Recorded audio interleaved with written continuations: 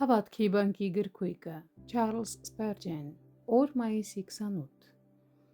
Եվ դու ասել ես, թե անպատճառ քեզ բարիք կանեմ, Ծննդոց 32-րդ գլուխ 12-րդ խոսք։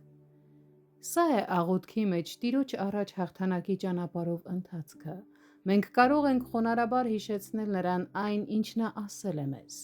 Մեր հավատարիմ Աստվածը երբեք չի հրաժարվի իր խոսքից և չի թողնի այն անկատար, սակայն նա սիրում է, երբ իր զավակները դիմում են իրեն և հիշեցնում իր խոստումները։ Սա թարմացնում է նրանց հիշողությունը, վերակենդանացնում հավատքը և նորոգում հույսը։ Աստծո խոսքը տրված է ոչ թե իր, այլ մեր համար։ Նրա նպատակները հաստատված են, և նա ոչնչի կարիք չունի, որպեսզի հավատարիմ մնա իր զավակներին բարիք անելու իր մտադրությանը։ Նա տալիս է խոստումը մեզ զորացնելու և մխիթարելու համար։ Այդ պատճառով էլ ցանկանում է, որ մենք հենվենք դրա վրա և ասենք նրան. «Դու ասել ես, Տեր,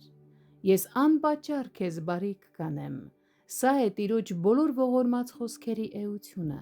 Հատուկ ուշադրություն դարձրեք անպատճառ բառին։ Նա մեզ բարիք կանի, ճշմարիտ բարիք, մնայուն բարիք, միայն բարիք, ամեն տեսակ բարիք։ Նա մեզ բարիք կդարձնի և սա ամենաբարձր աստիճանի բարիքն է։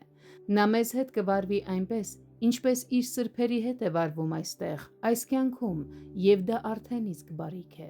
Շուտով նա մեզ իր մոտ կտանի Տեր Հիսուսի և իր բոլոր ընտրյալների հետ լինելու, և դա գերագույն բարիք է։